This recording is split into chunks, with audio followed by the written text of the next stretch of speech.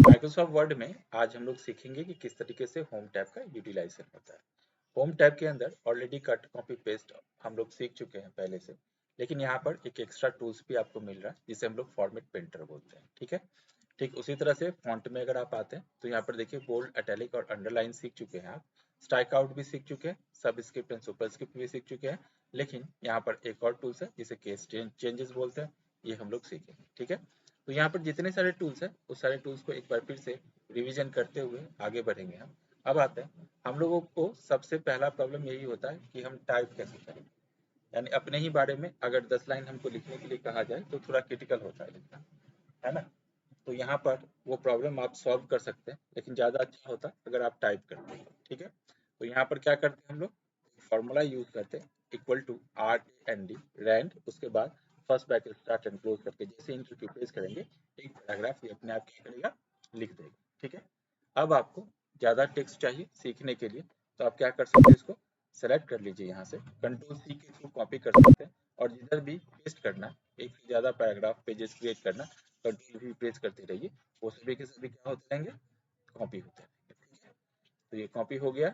मैंने कितने page create कर लिए, आप कर्सर के पोजीशन को देखिएगा तो कर्सर कितने नंबर पेज पे है, पेज नंबर 1 में, लेकिन टोटल नंबर ऑफ पेज यहाँ पे शो करता रहेगा। कितने पेज बना लिया आप लोगों ने, 3 पेजेस। ठीक है, तो पेजेस क्रिएट हो चुका है, और अब आपको इसके ऊपर कट कॉपी पेस्ट को इम्प्लीमेंट करना है। तो कैसे करते हैं, सेलेक्ट करते हैं, जैसे सेलेक्ट किया देखिए कट कॉपी दोनों ही हाईलाइटेड हो चुका है ना। तो आपको कॉपी करना है तो वो टेक्स्ट एज इट इज अपने प्लेस पे रहेगा, कॉपी कर लीजिए, और जिस लोकेशन में भी जाके उसको पेस्ट आउट करना, यानी जहाँ पर आप उसको मूव करवाना चाहते हैं वहाँ पे कर्सर को ले जाइए, कर्सर वहीं पर ब्लिंक करेगा, और आप जैसे पेस्ट करिएगा तो कर्सर का जो इनिशियल पोजीशन है उसी पोजीशन से आपके सारे टेक्स्ट क्या होंगे, आना स्टार्ट हो जाएगा। ठीक है ना, तो इस तरीके से क्या कर लिया हम लोगों ने, कॉपी एंड पेस्ट कर लिया। इसी तरह से अगर हमको किसी चीज को कट करना, एक डॉक्यूमेंट को या एक टेक्स्ट को कट करना, तो यहाँ से सेलेक्ट कर लेंगे, क्या कर लेंगे इसके बाद कट, और जहाँ भी पेस्ट करना होगा वहाँ पर लेके जाएंगे और जस्ट पेस्ट बटन के ऊपर क्लिक कर देंगे, क्या हो जाएगा, वो पेस्ट हो जाएगा। ठीक है, इस तरीके से क्या कर लिया हम लोगों ने, कट कर लिया, कॉपी कर लिया और पेस्ट कर लिया।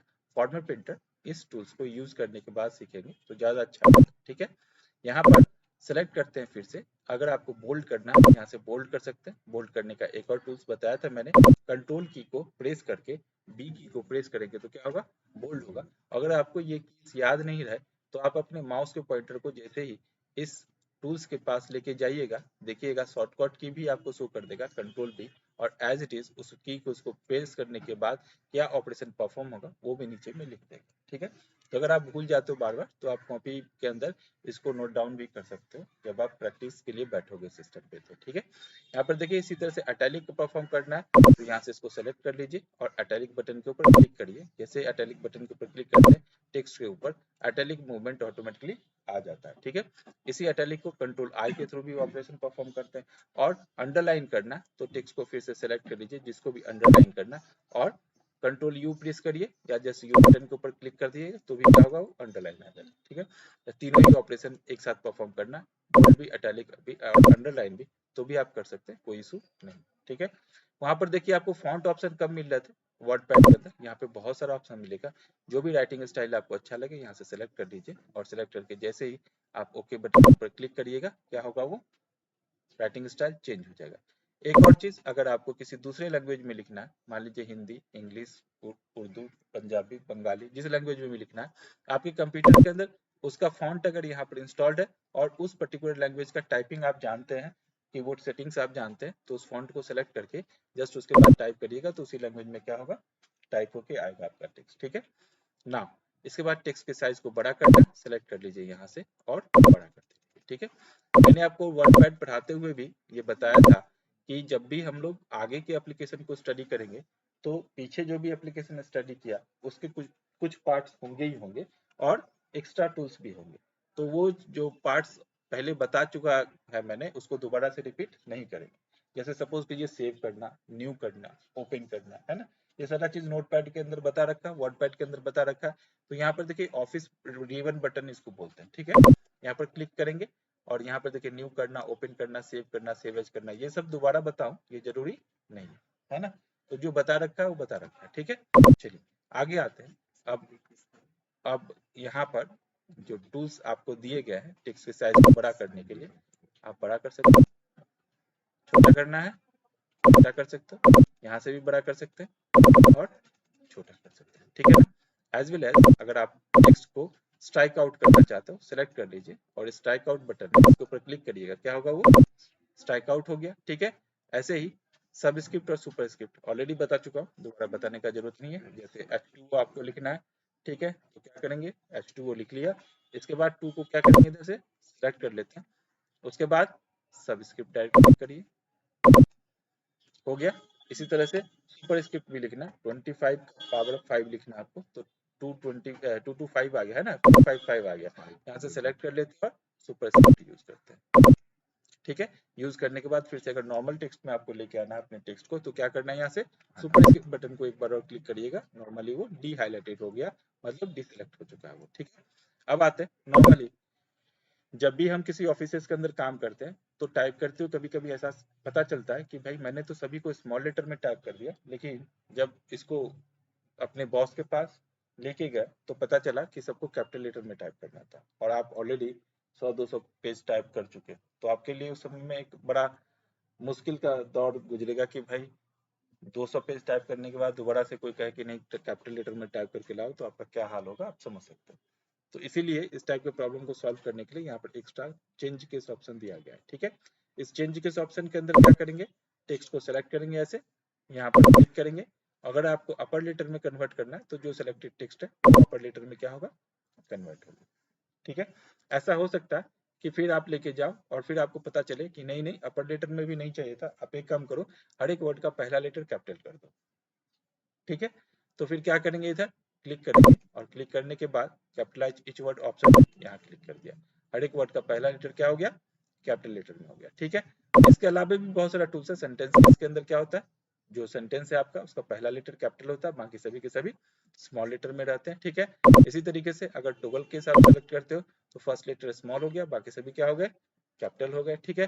तो अलग अलग राइटिंग स्टाइल है, यहाँ पर चेंज कर सकते हो, आपका जिस तरीके से भी जरूरत है आपके टेक्स्ट को आप उसी स्टाइल में क्या कर लो उसको कन्वर्ट कर लो और वो उसी स्टाइल में चेंज हो जाएगा, इसलिए हम लोग क्या यूज करते हैं चेंज केसेस यूज करते हैं, ठीक है। तो चेंज केसेस समझ में आ गया। अब आते हैं इसको आपने बोल्ड किया था, अटैलिक किया, अंडरलाइन किया, यहाँ से कलर को भी प्रोवाइड कर दीजिए, फॉन्ट ऑप्शन है, जो भी कलर देना चाहते हैं दे लीजिए, यहाँ से राइटिंग स्टाइल भी चेंज कर दीजिए, जो भी राइटिंग स्टाइल आप देना चाहते हैं टेक्स्ट के ऊपर दे दिया आपने, ठीक है। इसको बैकग्राउंड को भी कलर कर दीजिए, कोई इशू नहीं है, वो भी कलर कर दिया। अब इसको थोड़ा बड़ा कर दीजिए, टेक्स्ट को सिलेक्ट कर लीजिए यहाँ से और क्या कर लीजिए इसको थोड़ा सा बड़ा कर लीजिए, तो कोई दिक्कत नहीं है। इतना सब कुछ करने के बाद पता चला कि इसके नीचे वाले लाइन में भी वही सारे स्टाइल प्रोवाइड कर दीजिए जो आपने यहाँ पर किया है, तो आप भूल जाते हो, आप यहाँ पर आओगे तो भूल जाओगे कि इस टेक्स्ट के ऊपर आपने कौन सा फॉन्ट स्टाइल दिया था, क्या साइज दिया था, ठीक है, कौन सा अलाइनमेंट कौन सा कलर दिया था, सब भूल जाते हो, ठीक है ना, याद नहीं रहता और एज इट इज फिर से उसी स्टाइल में लेके आना आपके लिए थोड़ा मुश्किल होता है। तो इसीलिए फॉर्मेट पेंटर दिया गया कि आप जिस स्टाइल को भी प्रोवाइड करो उसको यहाँ से सेलेक्ट कर लीजिए, फॉर्मेट पेंटर बटन के ऊपर एक बार क्लिक करके देखिएगा पेंट ब्रश टूल्स का ऑप्शन आपके कर्सर के मतलब माउस के पॉइंटर के पोजीशन पे आ जाएगा, ठीक है। आ गया मतलब फॉर्मेट प्रिंटर ऑन हो गया, उस पर्टिकुलर लेयर्स को या उस पर्टिकुलर टेक्स्ट को कॉपी कर चुका है जिसको आप किसी दूसरे टेक्स्ट के ऊपर इम्प्लीमेंट करना चाहते हो, ठीक है। अब उस एरिया में जाइए जिसके ऊपर सेम स्टाइल आपको प्रोवाइड करना है, वहां पर जाके माउस के लेफ्ट बटन को प्रेस करके जस्ट क्या कर लेना है ड्रैग करके छोड़ देना, आ गया वही स्टाइल जो ऊपर में आपने यहाँ पर दिया था बिल्कुल एज इट इज यहाँ पर इम्प्लीमेंट हो गया, ठीक है। तो एक ही टाइप का फॉर्मेट अगर एक से अधिक जगह पर आपको इम्प्लीमेंट करना होगा और आपको हर एक बार याद नहीं रखना कि कौन सा फॉन्ट स्टाइल कौन सा कलर्स या कौन सा हम लोगों ने टेक्स्ट के साइज को प्रोवाइड किया था, तो फॉर्मेट पेंटर यूज करके उस टेक्स्ट के ऊपर आप एक बार मूव कर दीजिएगा, फॉर्मेट पेंटर क्या करेगा सेम स्टाइल उस टेक्स्ट के ऊपर प्रोवाइड कर देगा, ठीक है। तो ये ऑप्शन है आपके पास, मैंने चेंज केस बता दिया, फॉर्मेट पेंटर बता दिया, यहाँ से टेक्स्ट को कलर कैसे करते हैं और टेक्स्ट के बैकग्राउंड को किस तरह से कलर करेंगे ये भी बता दिया, कैसे टेक्स्ट के साइज को बड़ा करते हैं और छोटा करते हैं। कभी कभी ऐसा होता है कि भाई प्रोवाइड तो मैंने सारा चीज कर दिया लेकिन क्लीन करना है क्लियर करना है, गलती से कर दिया प्रोवाइड, तो क्लियर बटन के ऊपर क्लिक कर दीजिए, नॉर्मल फॉन्ट में आ जाएगा, ठीक है। इसलिए क्या यूज करते हैं क्लियर बटन। तो देखिए यहाँ पर जितने सारे बटन्स थे क्लिपबोर्ड का और फॉन्ट का, मैंने सारे बटन्स के साथ आपको इंट्रोड्यूस करवा दिया। अब आप इसके साथ कैसा बिहेवियर रखते हो ये आपके ऊपर डिपेंड करता है। आपको अब मेरा काम था दो दोस्त को मिलाना, तो मिलवा चुका हूँ। बाकी के काम को आपको परफॉर्म करना है कि कितने अच्छे तरीके से इससे आप दोस्ती निभा सकते हैं। ठीक है, चलिए आगे के टूल्स में जाते हैं जिसे हम लोग पैराग्राफ बोलते हैं। ठीक है, पैराग्राफ के अंदर की कुछ चीजों को ऑलरेडी पहले भी स्टडी कर चुके हैं हम लोग। जैसे अगर हमको अलाइनमेंट करना है, बाय डिफॉल्ट अलाइनमेंट कौन सा होता है? Left align. Left hand side में देखिए इक्वल है ना पूरा, ये पूरा इक्वल है। राइट हैंड साइड में इक्वल नहीं है। ठीक है, अगर मैं यहाँ पर राइट अलाइनमेंट को यूज करता हूँ तो वहां पर देख लीजिए आपका जो टेक्स्ट है राइट हैंड साइड में क्या है? इक्वल हो गया। लेफ्ट हैंड साइड में इक्वल है क्या? नहीं है। तो लेफ्ट हैंड साइड में इक्वल नहीं है, क्यों? क्योंकि राइट अलाइनमेंट को चूज किया हम लोगों ने। अगर सेंटर अलाइनमेंट चूज करेंगे तो बीच में क्या होगा? इक्वल है, लेफ्ट और राइट अनइक्वल है ना। जबकि जस्टिफाई चूज करेंगे तो दोनों ही साइड, लेफ्ट साइड और राइट साइड, दोनों ही साइड क्या होगा? इक्वली वो दिखेगा। तो चार अलाइनमेंट में लेफ्ट अलाइनमेंट किस लिए है, समझ में आ गया? ठीक है, लेफ्ट अलाइनमेंट करिएगा तो कंट्रोल एल आपको प्रेस करना पड़ेगा। इसी तरह से सेंटर अलाइनमेंट करिएगा तो कंट्रोल ई प्रेस करना है। राइट अलाइनमेंट करना तो कंट्रोल आर प्रेस करना, और जस्टिफाई के लिए कंट्रोल जे। ठीक है, ये चार तरीके का कीबोर्ड शॉर्टकट है, यानी कंट्रोल एल अभी है ही। ठीक है, कंट्रोल एल करें, लेफ्ट अलाइनमेंट हुआ, राइट हैंड साइड में क्या हुआ?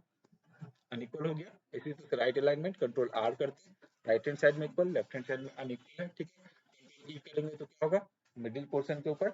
और 65 में क्या होता है? कंट्रोल जे। तो ये सारा चीज मुझे बताना नहीं है, क्योंकि आप जैसे ही आप इसको परफॉर्म करोगे, अभी मैंने बताया कि आप जैसे माउस के पॉइंटर को वहां पे लेके जाओगे, उसका देख लीजिए शॉर्टकट की क्या है, उसको आप यूज कर सकते हैं। यानी हर एक चीज मैं कॉपी में लिखवाऊं या आपको बताऊं ये जरूरी नहीं है। तो जो चीज मैं यहाँ बता रहा हूँ डेफिनेटली एक्सेल में जाऊंगा तो नहीं बताऊंगा, पावर पॉइंट में ये सारी चीजें नहीं बताऊंगा, क्योंकि ये सारा चीज कॉमन चीज है। ठीक है, सेव करना नोटपैड में बता दिया तो एमएस वर्ड में भी नहीं बताना है। समझ में आया? ओपन करना बता दिया, एमएस वर्ड में भी नहीं बताना। तो जो चीज मैं यहाँ पे बता रहा हूँ एमएस एक्सेल के अंदर, वो चीज मैं क्या करूंगा? रिपीट नहीं करूंगा, क्योंकि प्रोसीड्यूर एकदम सेम है। मैं बता भी दूं तो आपको बोरिंग फील होगा कि सर एक ही चीज को बार बार बताएगा। ठीक है, तो आपको इस सारे चीजों को स्मार्टली खुद से परफॉर्म करना है। ठीक है, चलिए आगे चलते हैं। इसके बाद देखिए ये है बुलेट्स एंड नंबरिंग। बुलेट्स का मतलब कुछ लोग गोली समझ लेते हैं, और इधर तो ज्यादातर है ना। अभी बुलेट्स नॉर्मली किस लिए यूज करते हैं?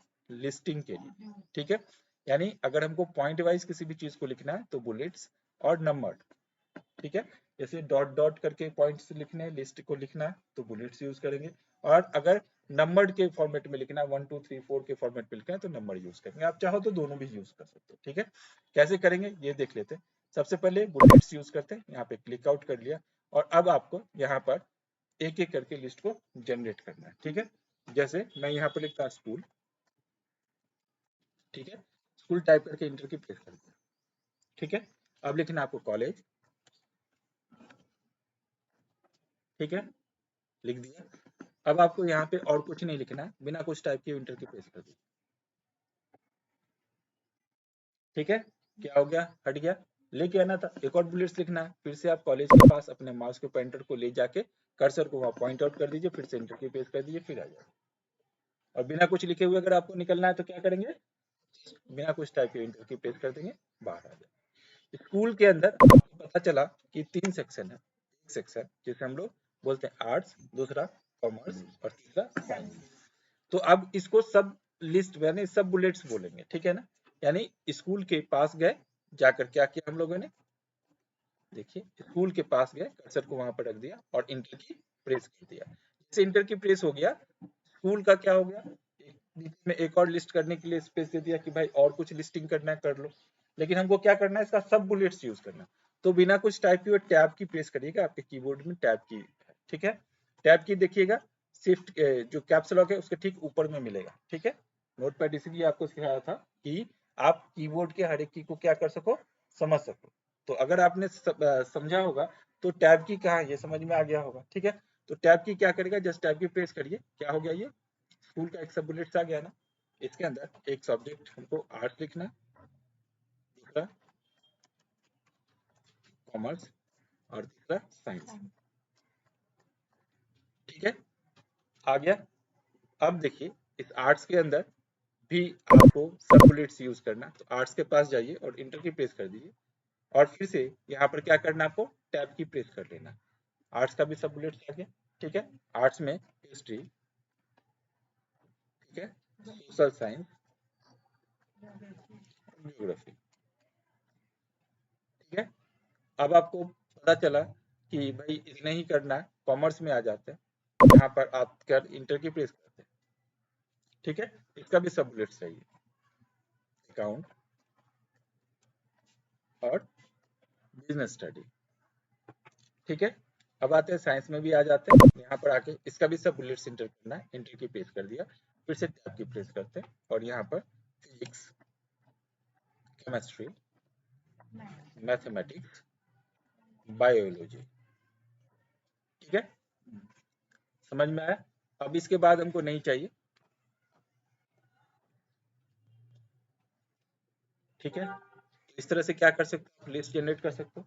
इसी लिस्ट को आप चाहो तो यहाँ से सेलेक्ट कर लीजिए और नंबर में कन्वर्ट कर सकते हैं, बिल्कुल उसी तरह से आएगा जिस तरह से यहाँ पर हम लोगों ने किया। ठीक है, अगर आपको लगता है कि इस तरह से यूज करना है कर लीजिए, और ये दोनों का कॉम्बिनेशन होता है, जैसे यहाँ पर देखिए 1A 1 रोमन में आया तो दोनों के कॉम्बिनेशन में ऑटोमेटिकली क्या कर दिया, इसको जनरेट कर दिया। ठीक है, तो ये क्या हुआ समझ में आया आप लोग को, बुलेट्स एंड नंबरिंग जो मैंने अभी आपको बताया। ठीक है, नेक्स्ट ऑप्शन हमारे पास आते हैं, ये बुलेट्स नंबरिंग का कॉम्बिनेशन, यानी बुलेट्स भी आएगा मल्टी लिस्ट के फॉर्मेट में। ठीक है, जो अभी आया है, और यहाँ पर इंडेंटिंग आप लोग यूज कर चुके हो पहले से, सिलेक्ट कर लीजिए। इंडेंट करना है, राइट हैंड साइड में क्या करेंगे, इसको यूटिलाइज करेंगे। इंडेंट पड़ा, टेक्स्ट को जैसे भी मूव करना कर लीजिए, अलाइनमेंट जैसे भी करना कर लीजिए, उसी तरह से टेक्स्ट आपका क्या होगा, अलाइन होगा। अब क्या होता है, कभी कभी आपको कॉलेज के अंदर, स्कूल के अंदर प्रोजेक्ट ही दिए जाते हैं, बोलते हैं कि भाई 50 पेज से कम तो होना ही नहीं चाहिए। अब स्टूडेंट प्रॉब्लम में आ जाता है कि भाई 1-2 पेज लिखना तो बहुत मुश्किल होता है, 50 पेज कैसे लिखना, होता है ना प्रॉब्लम, आप लोग को भी होता होगा।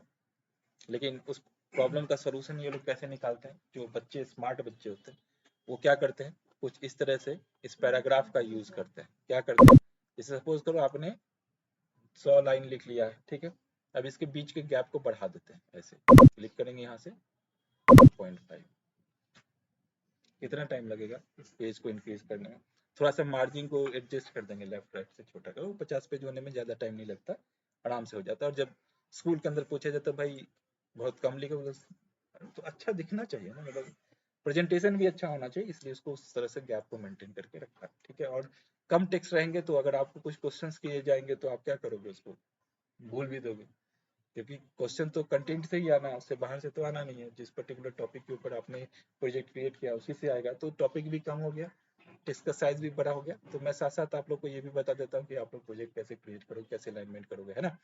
ऐसे मत करना, अच्छा से लिख सकते हो तो लिख लेना। ठीक है, जितना अच्छा से लिखोगे वो आपके लिए, आपके नॉलेज के लिए ज्यादा अच्छा है। ठीक है, अब आते हैं यहाँ पर, क्लिक करते हैं, साइज को कम करना है, कम कर लीजिए। ठीक है, समझ में आ रहा, क्या कर लिया हम लोगों ने, कम कर लिया इसको। ठीक है, नॉर्मली जब हम किसी को एप्लीकेशन लिखते हैं, न्यू पेज में दिखा देते हैं, किसी को भी एप्लीकेशन लिखते हैं तो क्या करते हैं, यहाँ पर लिखते हैं ना 2, है ना, 2, उसके बाद कॉमा दे देते हैं। ठीक है, उसके बाद ऑफिसर इंचार्ज। ठीक है, अगर आपको अपने थाने में लिखना है, कोई एप्लीकेशन लिखना है तो 2, ऑफिसर इंचार्ज। ठीक है, उसके बाद जिस पर्टिकुलर थाने में आपका ये है, ठीक है, XYZ।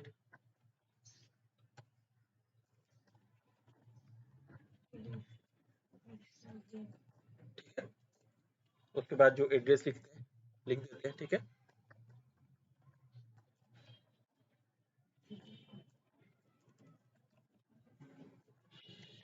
ऐसे ही लिखते हैं ना। ठीक है, इसके ठीक नीचे में क्या करते हैं, ऐसे सब्जेक्ट लिख देते हैं, और सब्जेक्ट के बाद आपको क्या करना था, थोड़ा सा जो भी गैप आपको देना है सब्जेक्ट में, तो आप क्या करते हो, सिलेक्ट करके इसको इंडेंटिंग कर सकते हो ऐसे। ठीक है, फिर आप सब्जेक्ट लिख देते हो, सब्जेक्ट में जो भी आपको लिखना है लिख के अंडरलाइन कर देते हो, बोल्ड कर देते हो। ठीक है, यहाँ पर देखो ये जो गैप होता है ना, इस गैप को कम करने के लिए ही मैं इसको अभी आपको बता रहा हूँ। यहाँ पर सिलेक्ट करके, इतना गैप नहीं होना चाहिए, आप यहाँ पे क्लिक कर लेना, गैप कम करोगे तो भी इतना ही होगा, और भी गैप को कम करना है, यहाँ क्लिक करके यहाँ पर देखो लाइन स्पेसिंग ऑप्शन है ना, यहाँ पर क्लिक कर दीजिएगा, यहाँ पर देख रहे 880 है ना, इसको 0 कर दीजिए। समझ में आया, ऑटोमेटिकली गैप क्या हो गया, कम हो गया। ठीक है, तो यहाँ से पैराग्राफ एंड स्पेसिंग का यूटिलाइजेशन आपको समझ में आ चुका होगा। ठीक है, तो फिर से इसी पेज पे आ जाते हैं हम लोग। और यहाँ पर आने के बाद अब देखिए यहाँ पर आपको पेज के बैकग्राउंड को कलर करना होता है, हाईलाइट्स करना होता है कभी कभी, है ना, किसी पॉइंट को। तो जो भी कलर आपको अच्छा लगे यहाँ से सेलेक्ट करके उस कलर के अकॉर्डिंग आप क्या कर सकते हो, उस पॉइंट को हाईलाइट्स कर सकते हो, है ना। जस्ट जो भी कलर आपको अच्छा लगे यहाँ से सेलेक्ट कर लीजिए, आपका पॉइंट उसी तरह से क्या होगा, हाईलाइट्स हो जाएगा। ठीक है। अब देखिए कभी कभी ऐसा होता है कि टेक्स्ट आपने लिख लिया, उसके चारों ओर बॉर्डर आपको देना है, सिलेक्ट कर लीजिए। यहाँ पर बॉर्डर ऑप्शन दिया हुआ, टेबुलर बॉर्डर, अगर आपको ऑल बॉर्डर चाहिए चारों साइड से बॉर्डर आ जाए। ठीक है। अगर आपको एक ही साइड का बॉर्डर कहीं से हटाना, मान लीजिए ये राइट हैंड साइड का बॉर्डर क्या करना है, इरेज कर देना है। ठीक है। ठीक है, फिर से उस बॉर्डर को लेके आना है, क्या करेंगे, यहाँ से क्लिक कर लीजिए, फिर से राइट हैंड साइड के बॉर्डर के ऊपर क्लिक कर दीजिए, आ जाएगा। ठीक है। तो इस तरह से क्या कर सकते हैं हम लोग, बॉर्डर ऑप्शन का यूटिलाइजेशन कर सकते हैं। एज वेल एज यहाँ पर देखिए ये A to Z लिखा हुआ, बहुत टाइम ऐसा होता है कि किसी लिस्ट को हमको असेंडिंग या डिसेंडिंग ऑर्डर में सेट करना होता है। ठीक है। मैं कुछ नंबर ले रहा हूँ पहले।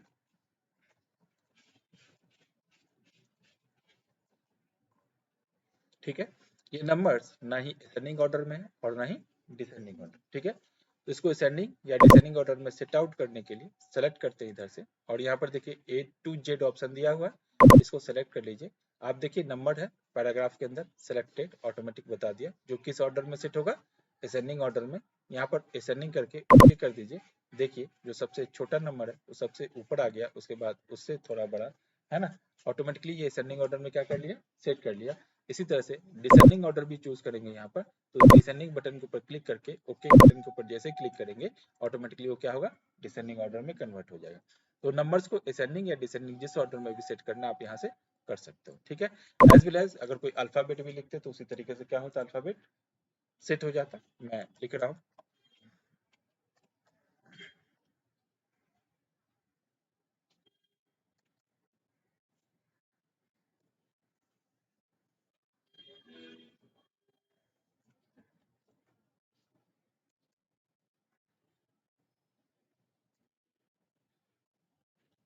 मान लीजिए इतने सारे वर्ड्स हम लोगों ने लिखे और इसको असेंडिंग या डिसेंडिंग ऑर्डर में क्या करना है, सेट करना है। तो सिंपली क्लिक कर दीजिए, अभी क्या आ गया, ये टेक्स्ट है असेंडिंग ऑर्डर। ओके, देखिए क्या हुआ, सेट हो गया अल्फाबेटिकली। इसी तरह से अगर आप यहाँ पे इसको हम लोग बोलते हैं कि जहाँ जहाँ पर आपने इंटर की प्रेस किया है ना, वहाँ वहाँ पर शो हाइड बटन के लिए एक मार्क आ जाएगा, एंट्री मार्क इसको बोलते हैं। ठीक है। तो आपने जैसे इसके ऊपर क्लिक करिएगा क्या होगा, वो एंट्री मार्क आपने जहाँ जहाँ पर देखिए इंटर की प्रेस करके न्यू लाइन क्रिएट करके रखा है ना, वहाँ वहाँ पर ये मार्क अपने आप आ जाएगा। ठीक है। तो इसे अगर हटाना है, फिर से इसी के ऊपर क्लिक करना, हट जाएगा। और इसको असेंडिंग या डिसेंडिंग ऑर्डर में सेट करना है, फिर से आप असेंडिंग डिसेंडिंग ऑर्डर के ऊपर क्लिक करके ओके कर दीजिए, डिसेंडिंग ऑर्डर में आ गया। तो देखिए मैंने पैराग्राफ से रिलेटेड यहाँ पर जितने सारे बटन है सारे बटन को बता दिए। ठीक है। इसी तरह से फॉन्ट में जितना सारा बटन था सारा बटन बता दिया, क्लिपबोर्ड में जितना था सारा बता दिया। अब आते हैं स्टाइल्स के ऊपर। ठीक है। कभी कभी ऐसा होता है कि टेक्स्ट आपने लिख लिया, आपने जो स्टाइल को प्रोवाइड किया वो स्टाइल आपके लिए सफिशियंट नहीं है। ठीक है। आप एक ही स्टाइल पूरे टेक्स्ट में, यहाँ पर जो दिए गए स्टाइल है उसमें से कोई एक यूज करके प्रोवाइड करना चाहते हो, वही फॉर्मेट सबके ऊपर अपने आप इम्प्लीमेंट हो जाए। ठीक है। तो यहाँ से आप सिलेक्ट करके जो भी स्टाइल इसके ऊपर आप क्लिक आउट करोगे, देखो चेंज हो रहा है।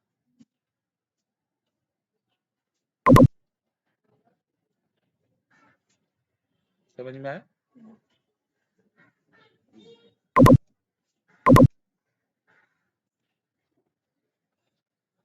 ठीक है। स्टाइल प्रोवाइड कर दिया, आपको जो भी अच्छा लगे, देखिए ऑटोमेटिकली जो टेक्स्ट आपने सिलेक्ट किया था उसके ऊपर सेम स्टाइल प्रोवाइड हो चुका है। इसके बाद अगर आप इंटर की प्रेस करके टाइप भी करोगे तो ये स्टाइल के फॉर्मेट में क्या होगा, आपका सारा टेक्स्ट आएगा। ठीक है। तो आप यहाँ पे सेम स्टाइल से कंटिन्यू भी कर सकते हो।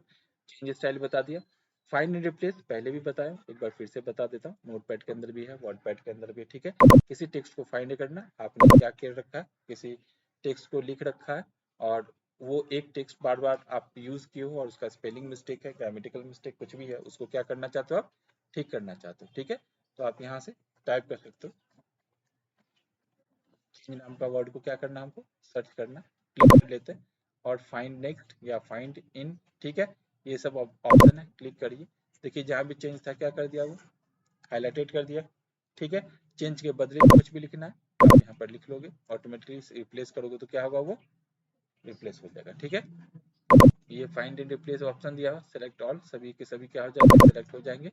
ठीक है, पूरा टेक्स्ट एक साथ सेलेक्ट करने के लिए यूज करते हैं। ठीक है, तो पूरा कंप्लीट हो चुका है हम लोग का कौन सा टैब,